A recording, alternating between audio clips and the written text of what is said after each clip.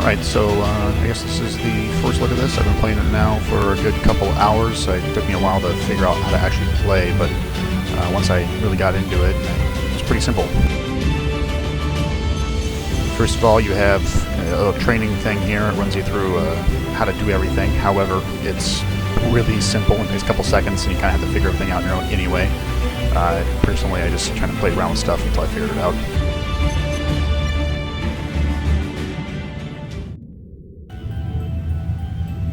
This is your ship, and what ends up happening here is you have a little table. You can go up to this, and this is where you get all your missions from, and it allows you to select planets, and each planet has a couple of missions. You're going to have a few different zones to go through. Over here we have the bug homeworld. I'm not really sure what the big benefit is to having the bar all filled up here. It doesn't really elaborate on it. Maybe there's like a big finale or something there, but I've been trying to go back and forth on these. The bug one seems to be pretty easy. It kind of feels like Starship Troopers, kind of fun. Anyway, you get to select one of these, and you can go into a mission. Each time you kill a planet, a new one will appear with the same difficulty level, and as you get higher and higher level, you are able to do harder and harder planets, giving you more and more rewards. And the rewards, they vary a lot of stuff. You can have your military strikes or artillery strikes. You get different vehicles, different weapons. You just get XP bonuses. There's a whole bunch of stuff to do. Each planet, like I said, has a couple different missions. That's what these little squares are over here. It's the type of enemy you're going to have, the type of environment that it is, and then your missions. Let's go ahead and actually do one of these. This will be super easy. It's going to give me extra bonus XP too. Once you're in here, you just select your mission, one of two. It's capture all areas in the first one. Mission 2 is retrieve the black box. We're just going to do both of them anyway, because you have to do both in order to get that planetary reward. When you go into Mission 1, it allows you to select your starting location. You can obviously just drop in on one of your selections, one of your goals, and once you do that, you'll just be right in place.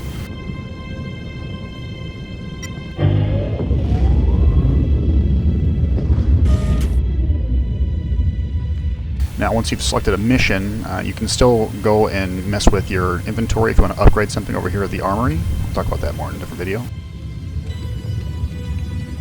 This is your encyclopedia. You get to look and see what kind of monsters there are, and it tells you information about those. I don't really use this that much, but I suppose some people will be into it. Anyway, once your mission is selected, you can go to your hell pod, or whatever it is there. It's basically your way to get into the mission. You blast down to the planet from this little pod, and you'll have 4 people in your team if you want to. They all have to grab their own. Kind of neat little extra, actually. Hellpod launch sequence initiated. Crew to stations. At this point, this is where you select your actual drop zone, like I was talking about. You just click select drop zone, and you can drop in on one of these. Now, I tend to start at whichever one's farthest away, so you can work your way towards the goal there. I'll just kind of drop down near it. This is the loadout. You can't upgrade set your weapons and everything from here at the armory, but you can select. There's perks. I haven't really found any use for any of the perks except for this one, which seems to be pretty awesome. And the weapons, there's a ton of weapons in here, and I couldn't really decide what to use. I tried out a whole bunch of them, and it seems to be that I don't like the ammo conservation in this game. It's very difficult. And this weapon is the only one I've seen so far that doesn't have ammo technically, as long as you don't overheat your weapon repeatedly. You do see a lot of people using the other weapons, though. I seem to be the only one that's using this that I've seen so far. Notice I have gotten a few upgrades here. It doesn't take very long to upgrade your weapons. We can talk about that later on too. Your stratagems, this is like those artillery strikes. I have a turret. There's a ton of these things in here, and you unlock these from planets and missions too. This is a turret, super useful for disarmament and for holding off at the last stage, which you'll see in the game.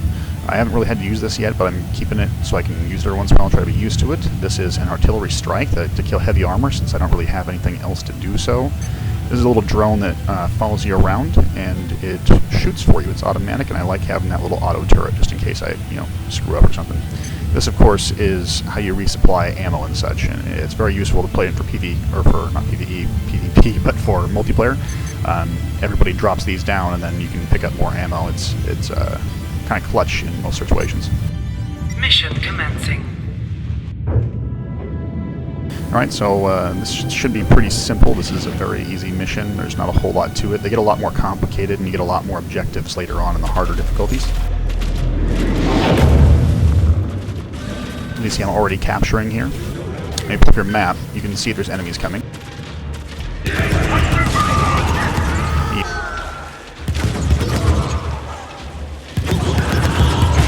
You really want to make sure that you take those things down real fast because they call in for support and it can just make shit go haywire. So try to take them down as fast as possible. Anyway, your map has a little beacon, the little red beacons.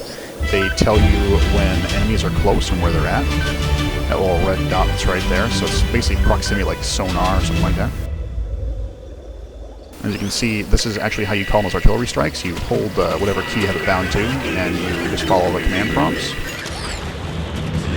After which you have to hold down the trigger button and throw it somewhere to land.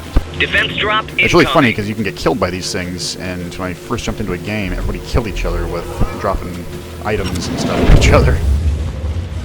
Of course I did it too.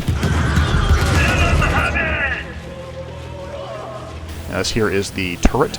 I just kind of dropped it to show you real quick. You'll see that there's a reload bar there at the top hand. Now these can all kill you too, so what you do is you drop one of these things, then you dive, and you try to stay underneath the fire. Now typically you don't want to drop one of these right at the beginning, but this is going to be really worried about it, or about conserving anything.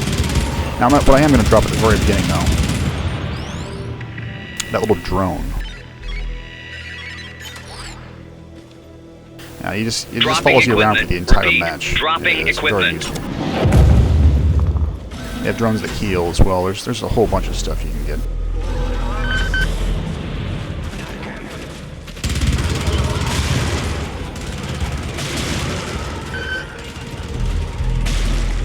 I am trying to actually avoid most of this stuff. It seems to be that you don't get extra EXP or anything for killing.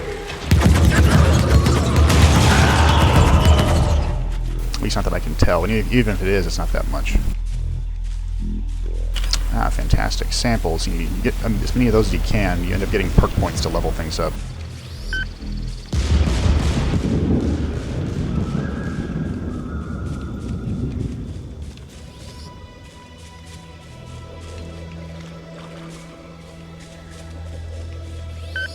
I typically just sit here and I watch my map, and when stuff gets close, I get my cursor ready to kill it.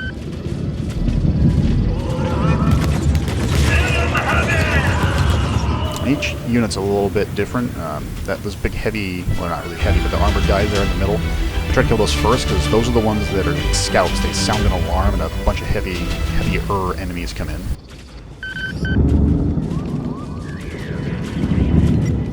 As you can see, that is now lit up right here. That means we can continue to extraction. This is really typically where you want to keep one of the auto turrets. But it's still on cooldown from the time that I dropped it. Extraction confirmed. And I do remember that pretty much anything coming down from the sky will kill you, and it does pretty fast. I'm going to be at least a reasonable proximity away.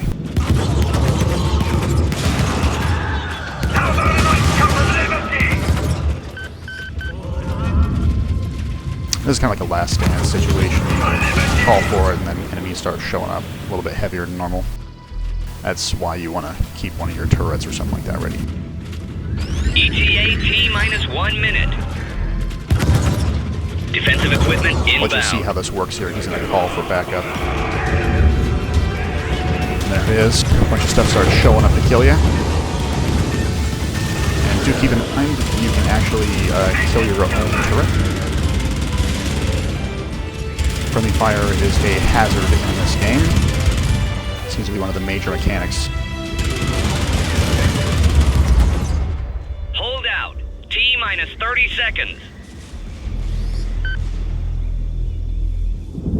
As you can see, it's really easy, very simple at first. A couple of the medium missions actually got pretty chaotic later on, though. T minus 15 seconds. on top of the fact that I played with a couple matches with 4 people, and you end up killing each other on accident very easily. You have to work together really well.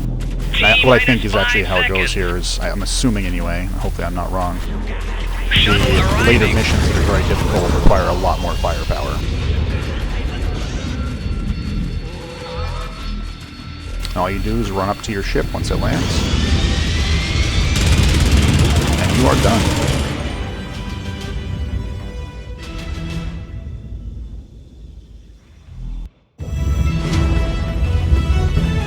Get a synopsis of your mission. I'm not really going to say, I can't really figure out how the total EXP is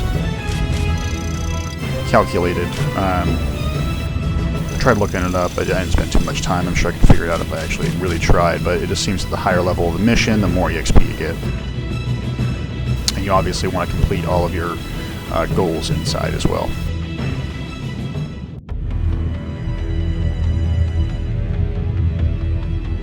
Alright, so as you see, there is a box right below where it says orbiting charball or carball or whatever that is. That second box means that that's the other mission that hasn't been completed, so we're going to do that real quick. Hellport launch sequence initiated. Crew to stations. I repeat, crew Now, to stations. what you see here, that little fuzzy circle, that's where you can't call in any airstrikes or anything like that. It disrupts your comms, so just keep that in mind when you're trying to run through. And what we're going to do is we're going to drop here next to our retrieve black box. And anything that's retrieve or escort or anything like that, there's going to be another destination on the map, and that's where you go to drop off whatever it might be. We try to do this all linear. You do want to explore because that's how you get the samples, but I really am not worried about that. I just kind of get whatever I get as I'm walking around through here.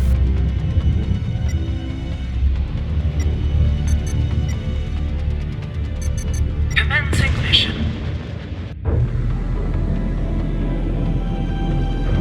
It'll be much easier now with a cat on my lap. She is trying to walk on my keyboard. Of course, you know how much cats help.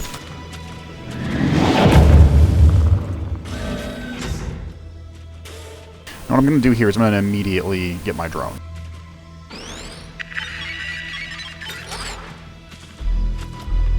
And then I will check Equipment on its way.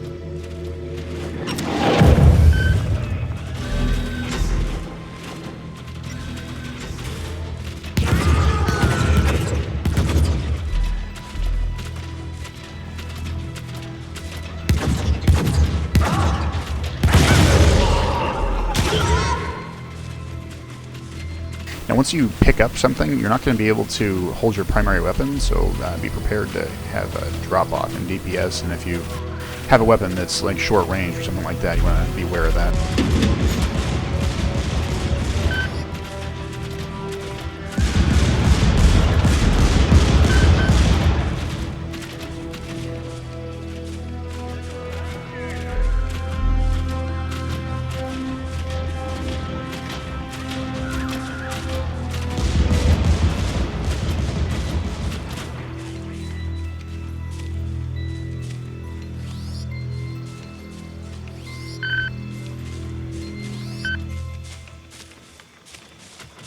I have a tendency to shift my map as I'm walking. I don't like letting go of the button.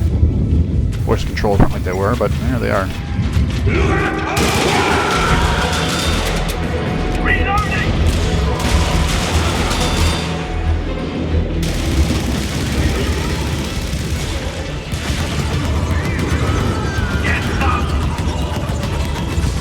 As you can imagine from that, it gets real hairy when it gets on a hard difficulty, because of how many enemies can be there and how strong they can be.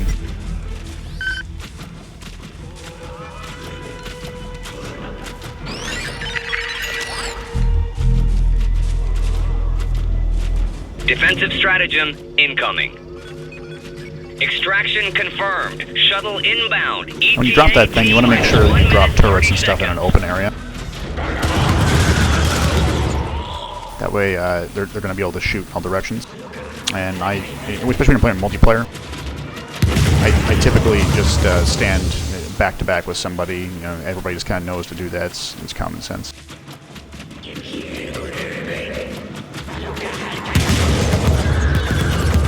The reason I bring that up right now is I kind of treat a turret like a player as well.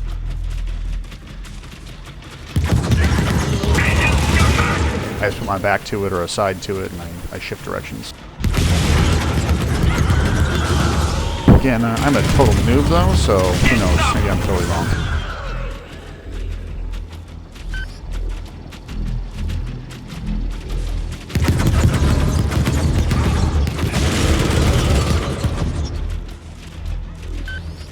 ETA, T-minus 30 seconds.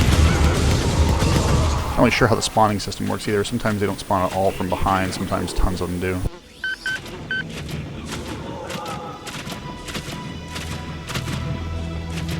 ETA, T-minus 15 seconds. ETA, T-minus 10 seconds.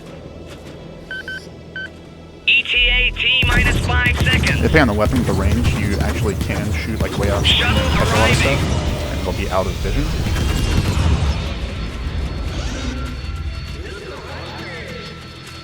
You'll see a lot of people spraying off into the side. That's what's cool.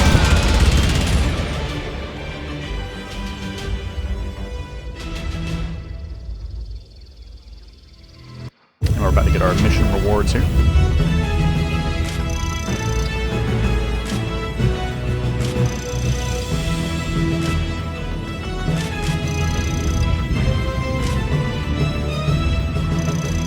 So here we go. This right here is our counter for the perk points. And that's what you use to level your weapons and your skills up. And the skills, what I mean is like that stuff that you call in the artillery, whatever it is. I don't really know what to call it yet. Stats don't seem to really mean anything, except for if you die, you end up, as you saw there, you lose some bonus EXP.